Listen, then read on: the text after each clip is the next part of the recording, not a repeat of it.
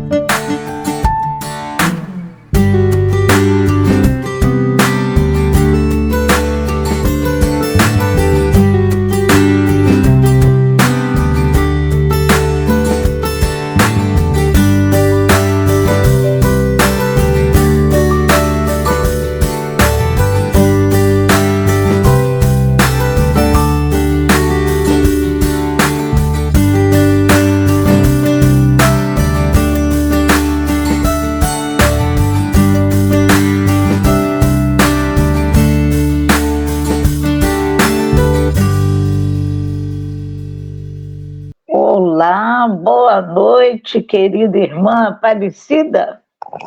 Boa noite. Estão me ouvindo bem? Sim, está ótimo. Ah, tá. Para nós é uma alegria muito grande. É a primeira vez que você está conosco, então nós estamos muito felizes. Ah, eu também, muito feliz também. Que bom.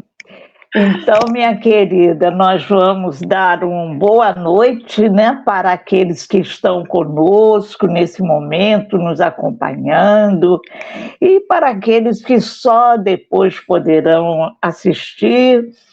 Nós também desejamos a todos eles que tenham conosco um bom estudo, de boas reflexões, porque a nossa irmã Aparecida vai trazer para nós o tema de hoje, que é de muito carinho e precisa de nossa atenção. Então, meus irmãos, nós convidamos a todos. A Aparecida é do Rio de Janeiro, do Centro Espírita Leon Denis, que sempre também traz aí os seus colegas, seus companheiros, que para nós é uma alegria muito grande, sim. Nós agradecemos muito.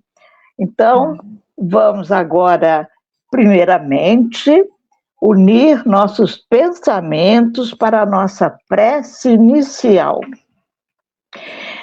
Queridos irmãos e todos aqueles que estão conosco, vamos elevar nosso pensamento a Deus, nosso Pai de amor e bondade, a Jesus, esse mestre amigo, que está sempre de braços abertos, nos orientando. Vamos agradecer pelos momentos de aprendizagem, de reflexão, e que possamos depois colocá-los em prática, porque a doutrina nos ensina, nos ajuda a progredir para chegar ao nosso aperfeiçoamento.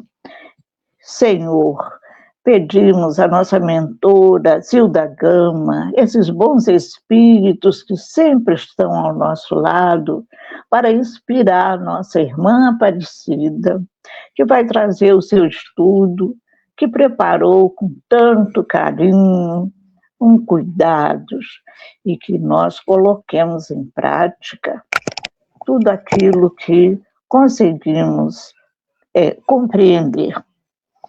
Senhor, pedindo mais uma vez que abençoe a todos nós. Que assim seja, graças a Deus. Então, minha querida, agora a palavra é sua. Obrigada. Boa noite. Boa noite. As primeiras palavras, né, sejam de agradecimento, primeiramente a Deus, né, nosso Pai maior, a Jesus e aos meus guias espirituais que me permitiram estar aqui na noite de hoje, junto a vocês, né, para juntos nós estudarmos, refletirmos em torno das lições sublimes do Evangelho segundo o Espiritismo.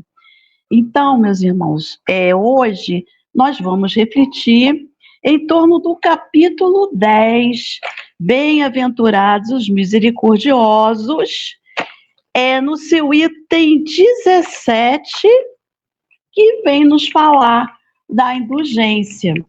Então, a mensagem nos diz assim, é uma mensagem do Espírito João, bispo de Bordeaux, ditado em 1862.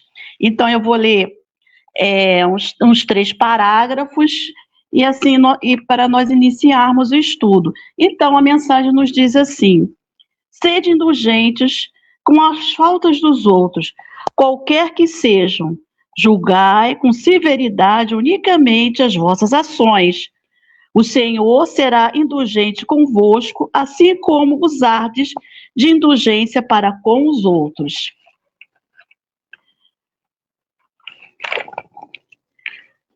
Apoiai os fortes, encorajai a ser perseverantes, fortificai os fracos, mostrando-lhe a bondade de Deus, que leva em consideração o mínimo remorso. Mostrai a todos os anjos do arrependimento, estendendo suas brancas asas sobre os erros dos humanos, ocultando-os assim dos olhos daquele que não pode ver o que é impuro. Compreendei todos vós a misericórdia infinita do vosso Pai, e não esqueçais jamais de lhe dizer, por vossos pensamentos e principalmente por vossos atos: perdoai nossas ofensas, assim como perdoamos aos que nos têm ofendido, compreendendo bem o valor dessas sublimes palavras, em que não só a letra é admirável, mas também o ensinamento que elas contêm.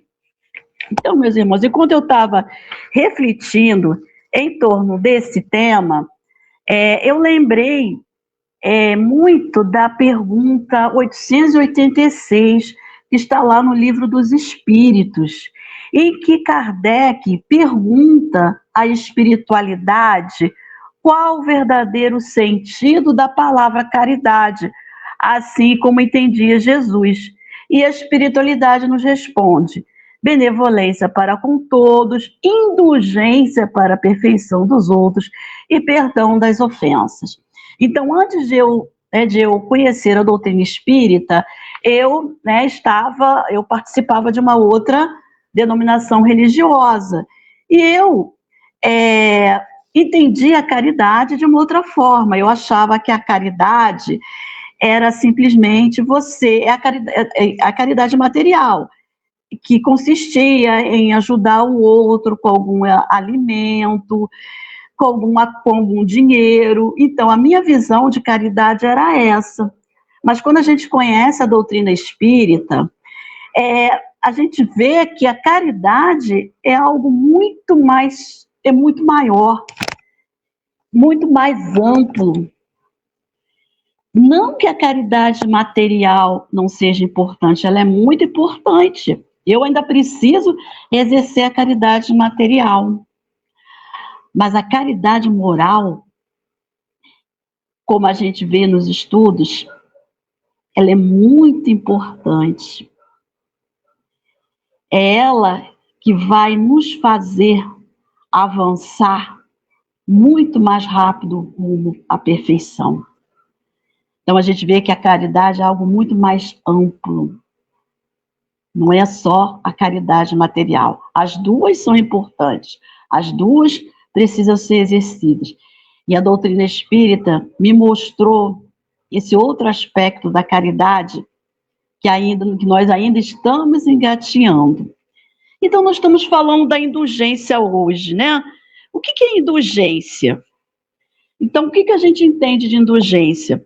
Ela não é conveniência com o erro, nem fraqueza moral. Também não significa aceitar tudo sem discernimento. Indulgência é compreender as limitações do outro com misericórdia, evitando julgamentos precipitados e condenações severas, lembrando que todos estamos em processo de aprendizado. Cada um de nós carrega suas dores, suas lutas intensas, suas imperfeições. Então, a doutrina espírita nos ensina que aquele que hoje comete um equívoco pode amanhã acertar. E muitas vezes nós mesmos já estivemos naquela posição. Então, a doutrina espírita nos esclarece que todos nós fomos criados simples e ignorantes. Todos nós chegaremos um dia à condição de espíritos puros. Mas para isso que é necessário que nós reencarnemos tantas vezes quantas forem necessárias, até que todo o mal que existe em nós esteja diluído, até que consigamos nos livrar das nossas imperfeições. Como diz lá a questão 67 do Livro dos Espíritos, qual o objetivo da reencarnação? Expiação, melhoramento progressivo da humanidade. Sem isso, onde está a justiça? E lá na questão seguinte, 168, o número das existências corporais é limitado ou o espírito reencarna perpetualmente? A cada nova existência, o espírito dá um passo no caminho do progresso, quando se despoja de todas as suas impurezas. Não tem mais necessidade das provas da vida corporal. Então, nós ainda somos espíritos em evolução, sujeitos a erros e acertos. Então, todos nós estamos aqui reencarnados para aprender a desenvolver o sentimento amor ensinado por Jesus. Bem sabemos que não é fácil, por isso nós estamos aqui. Mas já demos um grande salto. Só o fato de nós estarmos aqui reunidos nessa noite de segunda-feira, né, tendo a oportunidade de ouvir e refletir em torno do Evangelho, nós já estamos dando um grande passo, já estamos bem melhores. E como disse a mensagem do Espírito Amigo do Evangelho, segundo o Espiritismo, lá na Lei do Amor, nós estamos melhores do que há 100 anos atrás. E a tendência é melhorar sempre, né? Então, falando da indulgência, por que nós julgamos tanto? Porque ainda estamos presos ao orgulho, ao egoísmo, queremos nos sentir muitas vezes superiores aos outros, melhores que os outros. Ao apontar o erro alheio, muitas vezes nós buscamos inconscientemente esconder nossas próprias imperfeições. Jesus já nos ensinou: aquele que estiver sem pecado, atire a primeira pedra. E essa passagem é um convite à nossa reflexão profunda.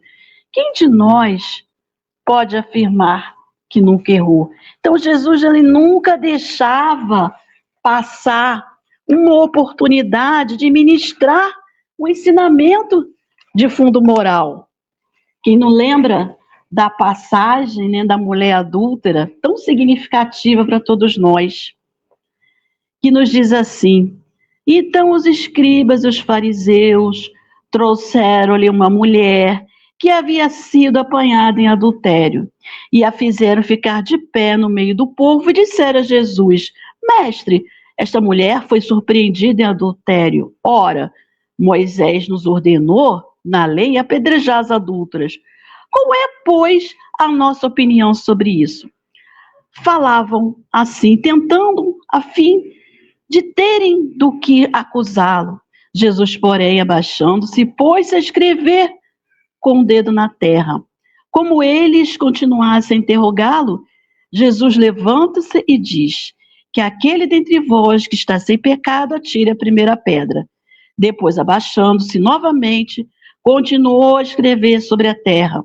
Mas eles, ouvindo-o falar daquela maneira, foram se retirando um após o outro, saindo primeiro os mais velhos, e assim Jesus ficou só com a mulher, que estava no meio da praça. Então, levantando-se, ele diz: Mulher, onde estão os seus acusadores? Ninguém te condenou? Ele respondeu: Ninguém, Senhor. Disse-lhe Jesus: Eu também não te condenarei. Vai, e no futuro não peques a pecar. Então Jesus acolhia, amparava, esclarecia. Jesus não julgava o outro. Ele condenava o erro, mas não a pessoa. Então, aos poucos, com os ensinamentos que nós vamos adquirindo ao longo da presente reencarnação, nós vamos aos poucos assimilando os ensinamentos de Jesus. Porque, como nós sabemos, a natureza não dá saltos. Eu não vou acordar Maria Aparecida não vou dormir Maria Aparecida e acordar Bezerra de Menezes, o Eurípides Barçanufo, o Joana de Ângeles. Por quê? Porque eu ainda não tenho as virtudes que esses espíritos já têm. Mas eu sei que um dia eu vou chegar lá, com meu esforço, com a minha dedicação, com a paciência, com o auxílio dos guias espirituais. Porque a lei é de progresso. E o olhar de Jesus é um modelo de indulgência. E Jesus é o maior exemplo de indulgência que já tivemos. Então, diante das faltas alheias, ele nunca reagiu com condenação, mas com amor, orientação. Ele acolhia aqueles que erraram, compreendiam suas dores, suas limitações, e os convidava à transformação, tanto que Jesus falava: vá e não tornes a pecar. Ele não ignorava o erro, mas também não humilhava ninguém. Esse é o equilíbrio que precisamos buscar. Reconhecer o erro sem distribuir, sem destruir a dignidade do nosso próximo. É importante compreender que ser indulgente não significa ser omisso diante do erro.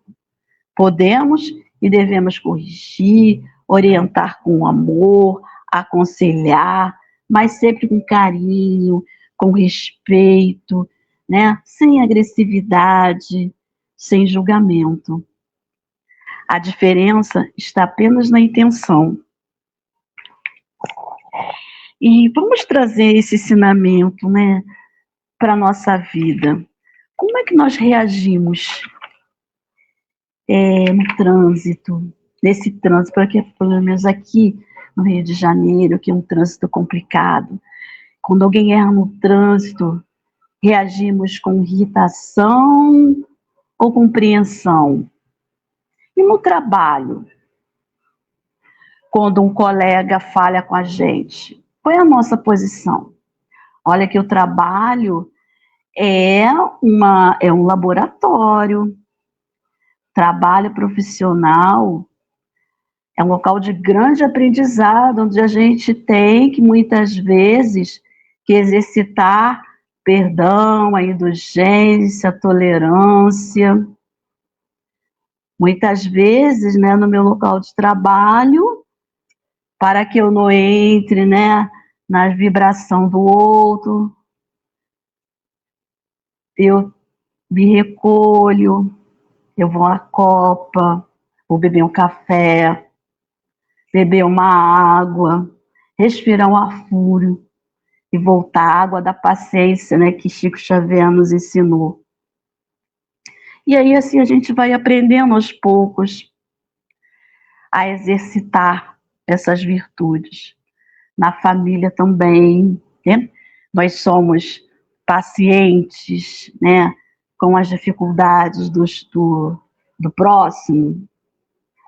Que a família realmente, né, é na família que a gente, ali, né, com um núcleo pequeno de pessoas, que nós vamos exercitar a paciência, a tolerância, a indulgência, o perdão, porque se a gente não consegue ainda conviver com os próximos mais próximos, como vamos amar a humanidade? Como vamos exercer esse amor pela humanidade? Então tudo começa na família que aos pouquinhos a gente vai aprendendo, né, a lidar com certas situações, aprendendo a exercer, vivenciar, né, os ensinamentos trazidos por Jesus. Lá no Livro dos Espíritos, eu não lembro a questão, em que a espiritualidade diz assim, né? Por que a gente tem a família? Para aprender a amar. E aos pouquinhos, né, a gente vai desenvolvendo esse sentimento amor. Então, a indulgência, né, a doutora espírita fala que a indulgência ela começa nas pequenas atitudes. A gente sabe que na teoria é muito fácil, né? Mas o verdadeiro exercício está muitas vezes nos momentos de conflito, né, de contrariedade e de irritação. Então, para sermos indulgentes com os outros, precisamos antes desenvolver também indulgência conosco mesmo. Isso não significa nos acomodarmos com os nossos erros, mas reconhecer as nossas limitações com humildade. Quando percebemos o quanto ainda temos a melhorar, nós passamos, né, a julgar menos, porque todos nós estamos no mesmo barco, todos nós estamos caminhando para a luz, porque a lei é de progresso. Mesmo aquele espírito mais rebelde, mais difícil, um dia esse espírito vai acordar, vai despertar e vai encontrar o caminho do equilíbrio, o caminho da paz, o caminho de Jesus. Então, né, quando a gente aprende, né, a se autoconhecer, nós seremos muito mais humanos, mais compreensivos, mais pacientes uns com os outros. E a mensagem de hoje, aqui que foi trazida do Evangelho, no capítulo que trata, ele traz um trecho aqui do Evangelho, do item 17, que o nosso irmão vem trazendo assim para a gente, né? Compreendei todos vós a misericórdia infinita do vosso Pai, e não esqueceis jamais de lhe dizer, por vossos pensamentos e principalmente por vossos atos, perdoai nossas ofensas, assim como perdoamos aos que nos têm ofendido. Compreendei bem o valor dessas sublimes palavras, em que não só a letra é admirável, mas também o ensinamento que ele nos contém. Então, vem trazendo essa mensagem para a gente da importância também do perdão.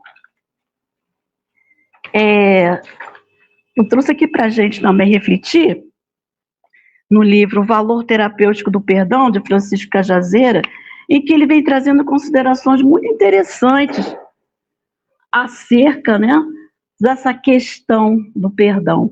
E como eu disse no início, lá na questão, né, 886, qual o verdadeiro sentido da palavra caridade, assim como entendia Jesus?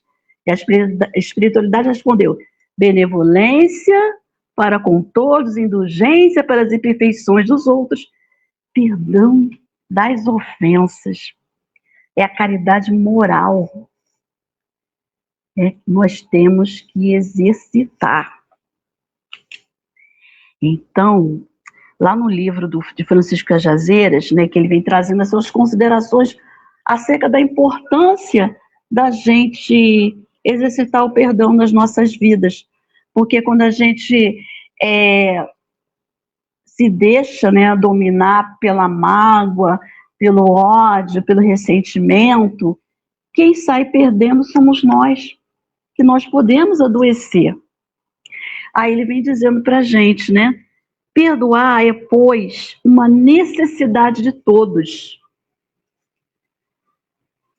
Independente do quanto se sintam lesados ou desprestigiados com atitude negativa sofrida, porque é do seu próprio interesse, por ser uma decisão preventiva de enfermidades. Não perdoar é estacionar na frequência de desequilíbrio do ódio, da mágoa e do ressentimento. É permitir que uma ação externa tenha o poder de provocar distúrbios demorados e destruidores no interior. É o mesmo que sofrermos queimadura e permitimos que o objeto cáustico se mantenha no agravo da queimadura provocada. Então, quando a gente, né, vive, né, se consumindo nessa questão da mágoa, do ressentimento, é como se a gente segurasse um carvão aceso. A gente sabe que aquilo está ferindo, que aquilo está queimando, mas a gente não larga a mão. A gente fica se consumindo e nós provavelmente vamos adoecer. Por quê? Porque perdoar está dentro das leis de Deus. A gente sabe que não é fácil, dada a nossa condição ainda de espíritos ainda em evolução, né, de espíritos imperfeitos. Nós ainda estamos aprendendo ainda a exercitar, né, a lei do amor nas nossas vidas. Estamos aprendendo. E só na prática mesmo, né? Eu lembro de uma amiga que ela, né, fazia parte, né, do grupo de visita, né, dos enfermos. Por um bom tempo, eu fiz parte do grupo de visita aos enfermos. Então, 2 vezes por mês, a gente ia na casa, né, dos assistidos, dos enfermos, fazia um pequeno estudo do Evangelho, fazia um comentário, e a minha colega, né, minha amiga, ela tinha, ela nutriu durante muito tempo,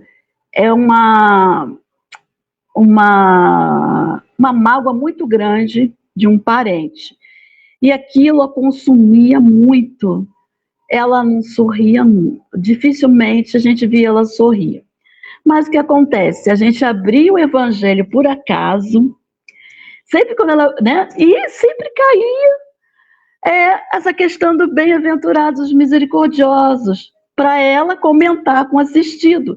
Então ela falou que de tanto falar, de tanto comentar da importância do perdão, ela foi absorvendo aqueles ensinamentos e conseguiu perdoar aquele parente que, uma determinada fase da vida dela, a prejudicou. E ela falou que ela perdoou de coração. Ela falou que foram mais de 20 anos de evangelho, de doutrina espírita ali, e que ela conseguiu finalmente, ela falou que quando ela conseguiu perdoar aquele parente, perdoar mesmo, de coração, ela sentiu, digamos assim, uma leveza, é como se ela tivesse tirado das costas dela um peso enorme. Não foi fácil, né? Não foi fácil para ela. Foram 20 anos ali de doutrina espírita, 20 anos de trabalho no bem, né, de trabalho que é muito importante também, que ajudou nessa questão. Isso ajudou muito nessa questão. Então, a gente sabe que realmente não é fácil, por isso nós estamos aqui. E a gente sabe que aos poucos, né, com a paciência, com a ajuda dos nossos guias espirituais nos inspirando, nós vamos realmente conseguir vencer as nossas dificuldades. Perdoar é uma delas. A gente sabe realmente que não é fácil, a gente tem as nossas limitações, mas a gente sabe que nós vamos realmente conseguir. Um dia nós vamos, pode não ser nessa encarnação, mas com certeza teremos outras oportunidades pela frente. Então, e como diz aqui o nosso irmão, ele diz assim, vem dizendo assim, perdoar significa, acima de tudo, assumir definitivamente o livre-arbítrio sobre si mesmo, construindo a paz interior, inclusive pelo entendimento de sua condição inelável de ser caminhante, luz em potencialidade, que necessita abandonar os anteparos que a mantêm ignota e represada. Diante disso tudo, apontamos facilmente a uma conclusão racional. Perdoar é um ato inteligente, é uma importante estratégia de saúde. Então, quando a gente consegue realmente perdoar, nos sentimos bem, nos sentimos um alívio muito bom. Porque quando a gente perdoa, estamos o quê? Praticando a caridade moral e, consequentemente, estamos praticando a lei de Deus. Porque, como a espiritualidade nos fala, lá no Livro dos Espíritos, o homem só é infeliz quando ele se afasta das leis de Deus. Nós estamos aí, né? Nós temos os recursos necessários para que a gente possa ir aos poucos e vencendo as nossas dificuldades. Então é importante, muito importante estudar. O estudo em grupo é muito importante, essa troca né, entre nossos irmãos, é ali que a gente vai tendo a oportunidade, né, de se aprofundar nos temas da doutrina espírita. Ele vem dizendo, perdoar também é um processo, um pensar, uma busca consciente e voluntária, um caminho traçado a percorrer. Então, é que a gente realmente possa mesmo, os recursos que a doutrina espírita nos oferece, vivenciar a lei do amor e exercer o perdão nas nossas vidas, né? A gente sabe que aos poucos a gente vai conseguir os nossos objetivos, desde que a gente movimente a nossa vontade. Foi, por exemplo, da minha amiga, que foi 20 anos ali, se consumindo na mágoa. Mas, né, chegou um momento que ela disse assim para mim, estou pronta para perdoar, agora eu posso perdoar. Então, foi 20 anos ali, né? Paciência, tolerância, e ela é uma outra pessoa. Ela já até aprendeu a rir, antes ela não ria, era séria, mas agora, né, ela está bem, graças a Deus, caminhando, trabalhando muito em prol da doutrina espírita. Então, tão importante quanto a gente perdoar deixa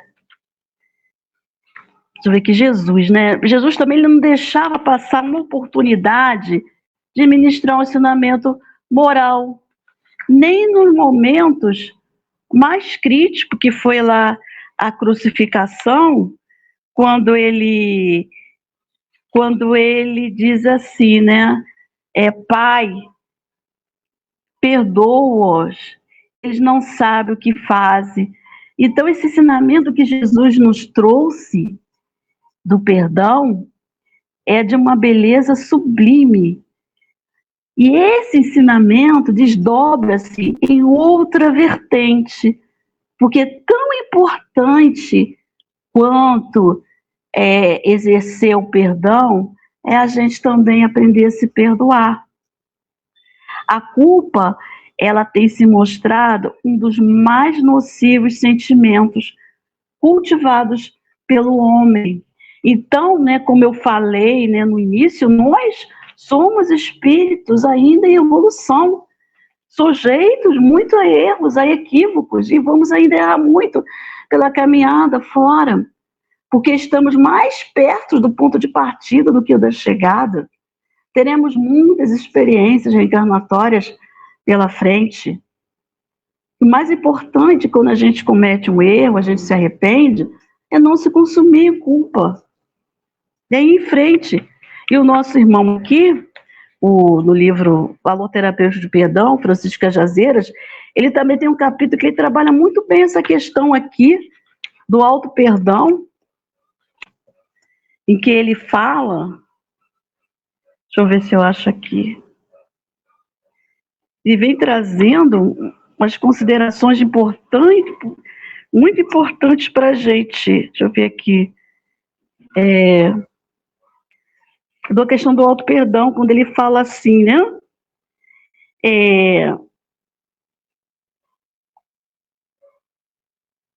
Todos somos criaturas com destinação para a felicidade. Então, Deus nos criou para sermos felizes. Conduzimos no imo da alma todas as possibilidades e as potencialidades de perfeição e felicidade, simplesmente pelo fato de nós constituirmos herdeiros da inteligência fulgurante e criadora de sentimentos e virtudes infinitos. Recebemos do seu amor a vida espiritual e com ela todo um futuro promissor. Em nós dormitam latentes as sementes da infinita força moral que espera do nosso esforço continuado e da nossa vontade para o seu desabrochar, impulsionando-os e conduzindo-os ao encontro com a divindade. Somos todos, sem exceção, luz e potencial, seres perfectíveis. Então, ele vem trazendo essa importância, né, do auto-perdão, dessa necessidade, né, que a gente tem de sempre seguir em frente. Sejamos tolerantes com a nossa condição de seres em construção. Amemo-nos reconhecidos da presença divina em nós mesmos. Amemo-nos certos de que, a cada momento, sofremos mutações que nos aperfeiçoam e de que hoje somos sempre mais do que fomos ontem.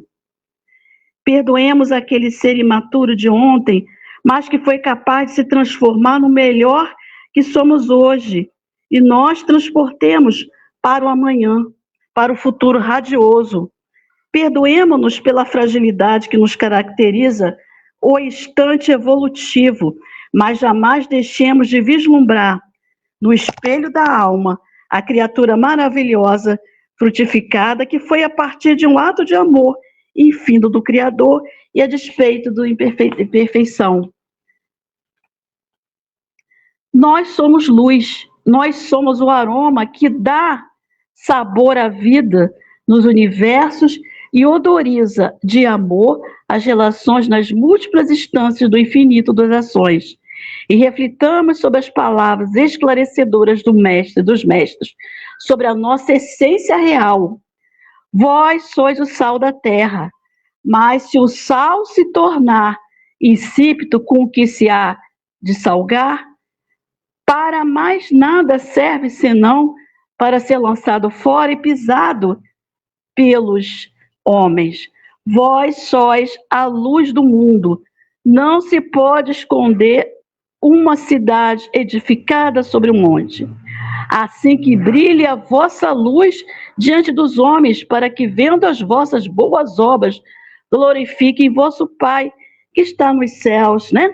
Olha, se a recomendação de Jesus, né? Vamos fazer brilhar a nossa luz, que todos nós temos em estado latente, através, né, das nossas boas ações, através do trabalho no bem. Muitas vezes muitos falam que não pode fazer a caridade material por conta de recursos, mas existem outras maneiras de fazer a caridade. É ouvir o outro, né? É enxugar uma lágrima. Sempre há oportunidade da gente exercitar o amor. Muitas vezes a gente sai de casa, vou fazer a caridade, mas a caridade é para nós mesmos. Somos nós os mais beneficiados quando a gente pratica a caridade. Tanto a caridade material quanto a caridade moral. Nós somos os maiores beneficiados. Tem uma passagem do Evangelho, ainda falando dessa questão de auto-perdão, com Maria Madalena, em que Jesus nos deixa mais uma lição a respeito da culpa.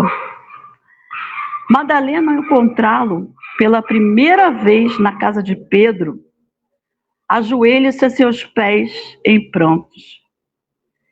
Todos a observam com críticas e desprezo em função de seu passado de erros. Mas Jesus, olhando, disse, né? Conforme Lucas, os seus inúmeros pecados lhe foram perdoados. Vai em frente. E Maria Madalena, também ouvindo-se do mestre, ela foi em frente, ela se perdoou e seguiu, foi em frente. Não se deixou abater pelos sentimentos, né? Aquele sentimento de culpa. Ela foi em frente.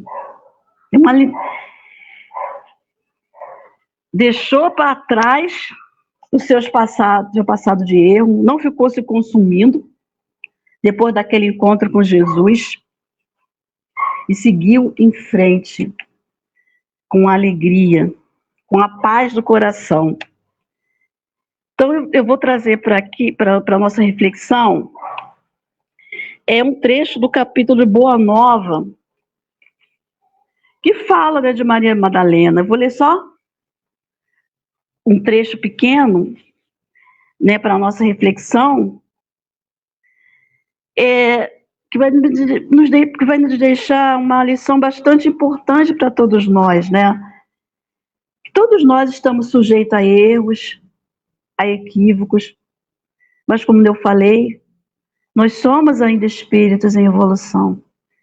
E que o mais importante é o agora. O mais importante é que nós despertamos.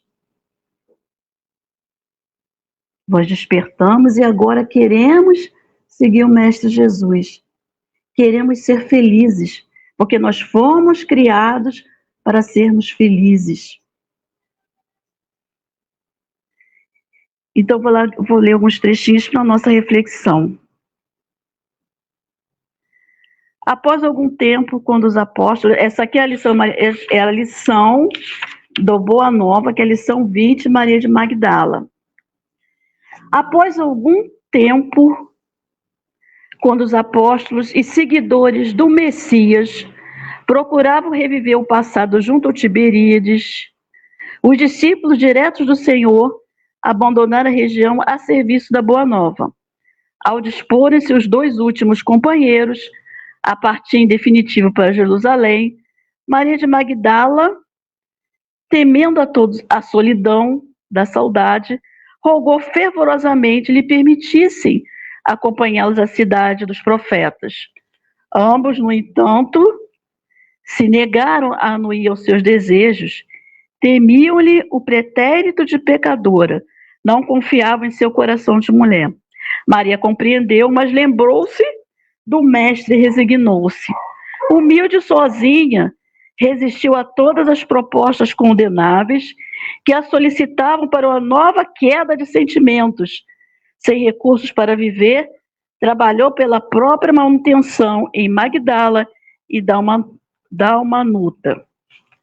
Certo dia, um grupo de leprosos veio a Dalmanuta, procediam dando meio àqueles infelizes, cansados e tristes, em supremo abandono. Perguntavam por Jesus Nazareno, mas todas as portas se lhe fechavam. Maria foi ter com eles e, sentindo-se isolada com amplo direito de empregar a sua liberdade, reuniu-os sobre as árvores da praia e lhes transmitiu as palavras de Jesus, enchendo-lhes os corações das claridades do Evangelho. As autoridades locais, entretanto, ordenaram a expulsão imediata dos enfermos. A grande convertida percebeu tamanha alegria no semblante dos infortunados, em face de suas fraternas revelações a respeito das promessas do Senhor, que se pôs em marcha para Jerusalém na companhia deles. Todo o grupo passou a noite ao relento, mas sentia-se que os júbilos do reino de Deus agora os dominavam. Todos se interessavam pelas descrições de Maria, devoravam-lhe as exortações, contagiados de sua alegria e de sua fé. Chegados à cidade, foram conduzidos ao Vale dos Leprosos, que ficava distante, onde Madalena penetrou com espontaneidade de coração. Seu espírito recordava as lições do Messias, e uma coragem indefinível se sonhara da sua alma. Dali em diante, todas as tardes, a mensageira do Evangelho reunia a turma de seus novos amigos e lhes dizia o ensinamento de Jesus. Rostos ulcerados enchiam-se de alegria, olhos sombrios e tristes tocavam-lhe de nova luz. Maria lhes explicava que Jesus havia exemplificado bem até a morte, ensinando que todos os seus discípulos deviam ter bom ânimo para vencer o mundo. Os agonizantes arrastavam-se até junto dela e lhe beijavam a túnica singela. Em breve tempo, sua epiderme apresentava igualmente manchas violáceas e tristes. Ela compreendeu a sua nova situação e recordou a recomendação do Messias de que somente sabiam viver os que sabiam imolar-se. E experimentou grande gozo por haver levado aos seus companheiros de dor uma migalha de esperança. Desde a sua chegada em todo o vale, se falava daquele reino de Deus que a criatura devia edificar no próprio coração.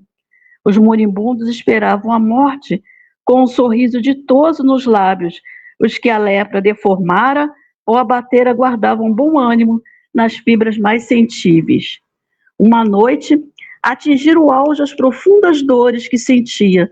Sua alma estava iluminada por brandas reminiscências, e não obstante seus olhos se acharem selados pelas pálpebras entumecidas, via com os olhos da imaginação o lago querido, os companheiros de fé, o mestre bem-amado. Seu espírito parecia transpor as fronteiras da eternidade radiosa. De minuto a minuto ouvia-se-lhe um grande gemido surdo, enquanto os irmãos de crença lhe rodeavam o leito de dor, com as preces sinceras de seus corações amigos e desvalados. Em dado instante, observou-se que seu peito não mais afava. Maria, no entanto, experimentava a consoladora sensação de alívio. Sentia-se sobre as árvores de Cafarnaum e esperava o Messias. As aves cantavam nos ramos próximos e as ondas sussurrantes vinham beijar-lhe os pés. Foi quando viu Jesus aproximar-se, mais belo que nunca. Seu olhar tinha um reflexo do céu e o semblante trazia um júbilo indefinível. O mestre estendeu-lhe as mãos e ela se prosternou, exclamando como antigamente: Senhor! Jesus recolheu-a brandamente nos braços e murmurou: Maria, já passaste a porta estreita, amaste muito, vem, eu te espero aqui. Então a gente vê, né, a trajetória, né, de Maria de Magdala, né, o arrependimento e a vontade, né, de se transformar. Ela seguiu os ensinamentos de Jesus, passou esses ensinamentos de Jesus adiante. E mesmo ela, né, passando por todas essas situações, né, de abandono, né, ela foi tentada, né, ela foi, como diz aqui, né, ela resistiu a todas as propostas condenáveis que a solicitava para uma nova queda de sentimentos. Então ela deixou que o sentimento realmente brotasse em si. Ela entendeu a mensagem de Jesus. E numa reencarnação, a volta que ela deu, a transformação que ela deu. E todos nós temos, né? Todos nós temos esse potencial. Basta que a gente movimente a nossa vontade. Porque, como diz Leon Denis, a vontade é a maior potência da alma. Né? Através da vontade, a gente com certeza vai conseguir vencer as nossas dificuldades, né? Basta que a gente siga sempre em frente, na certeza que jamais estamos sozinhos.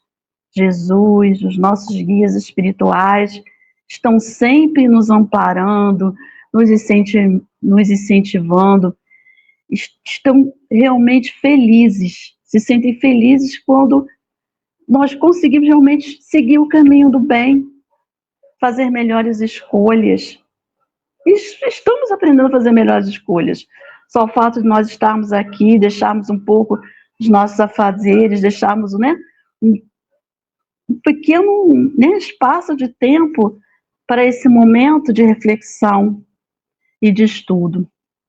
Eu falei bem no início que ainda somos espíritos ainda rebeldes, ainda em evolução, nós erramos muito, mas a gente tem essa certeza que nós estamos melhorando, que já somos espíritos melhores, que já fomos há muito tempo atrás. Deus nos criou para a felicidade. Sigamos em frente, abraçamos as nossas tarefas no bem. Estudemos, que através dos estudos, né, sérios da doutrina espírita, nós vamos encontrar as respostas que precisamos nos momentos de dores, nos momentos de aflições. E hoje nós estamos estudando um capítulo muito importante, que é Bem-aventurados os misericordiosos.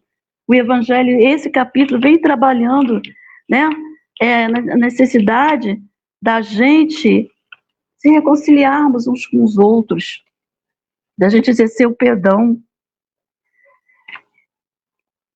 Como ele diz aqui,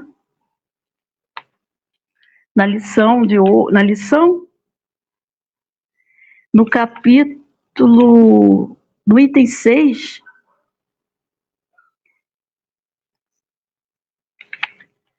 reconciliai-vos, item 5, aliás, a passagem de Mateus, reconciliai-vos o mais cedo possível com o vosso adversário, enquanto estáis a caminho com ele, para que não suceda que o vosso adversário vos entregue ao juiz, e que o juiz vos entregue ao ministro da justiça, e que sejais exposto na prisão. Em verdade vos digo que não sairei de lá enquanto não houverdes pago o último centavo. E Kardec vem falando aqui no item 6, na prática do perdão, não do bem em geral, mas com efeito moral, há também o efeito material. Como se sabe, a morte não nos livra dos nossos inimigos. Os espíritos vingativos muitas vezes perseguem o seu ódio além do túmulo aqueles contra os quais conservam o seu rancor.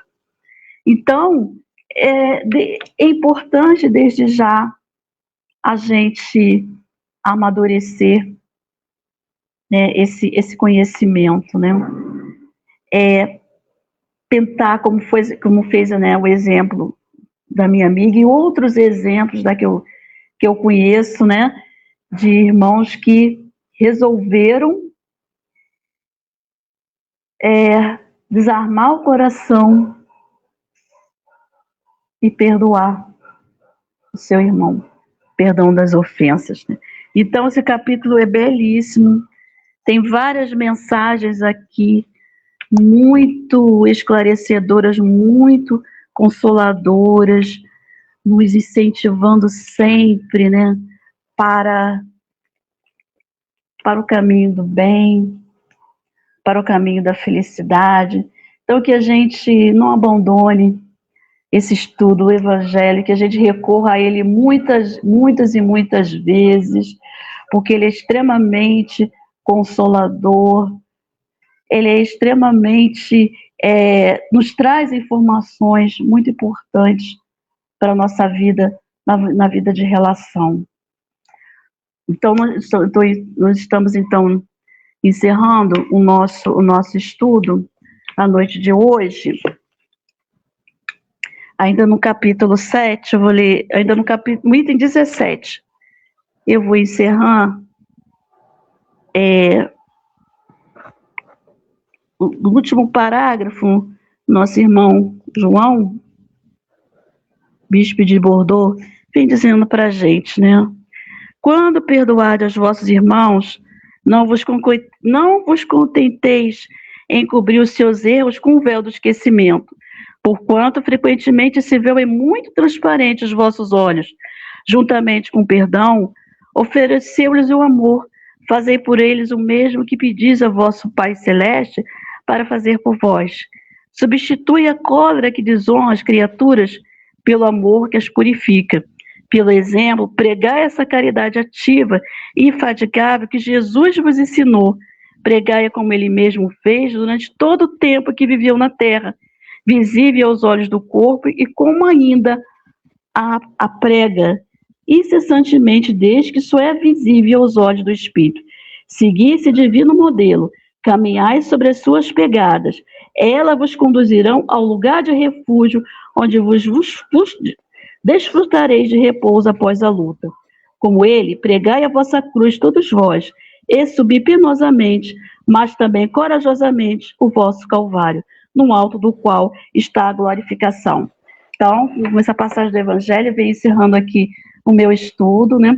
Agradecendo de coração por esta oportunidade, né, de estudar, porque quando a gente é indicado para fazer o estudo, a gente mesmo é que recebe, né? A gente mesmo que, nossa, eu ainda tenho muito ainda que trabalhar, né, esse sentimento. Então, que Jesus possa nos abençoar, e eu agradeço mais uma vez pela oportunidade de trabalho. Muito obrigada. Minha querida irmã Aparecida, para nós foi mais uma tarefa muito bem cumprida pela sua parte.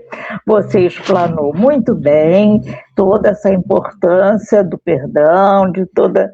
É maravilhoso falar de Jesus e falar dos seus ensinamentos, e que faz a gente refletir muito, muito, como precisamos nos conhecer, como você disse, conhecer quem nós somos, como estamos ainda e o que precisamos melhorar. Muito bom, querida, nós só temos que agradecer esse seu valoroso estudo. Muito obrigada. Obrigada. Eu que agradeço, então, obrigada. Muito bom. Então, nesse momento, nós vamos fazer a prece final e convidamos a todos para estar conosco unindo nossos pensamentos a Deus e a Jesus, e agradecemos, Senhor, pelos momentos que aqui passamos de reflexão, por tudo que nós ainda estamos atravessando, pelas dificuldades que encontramos no nosso caminho. agradecemos todo esse trabalho da nossa querida irmã, que nos trouxe essa motivação para podermos usar dessa força, dessa vontade que faz com que encontremos o caminho do bem, que nos fortalece muito essa doutrina que sempre nos convida a esse estudo profundo e que só nos traz benefícios. Agradecemos a nossa mentora Zilda Gama, a esses bons espíritos que inspiraram nossa irmã Aparecida, e que nós também possamos estar assim seguros da nossa vontade de querer sempre praticar esses conhecimentos para que possamos a cada dia dar um passo no caminho da nossa elevação espiritual.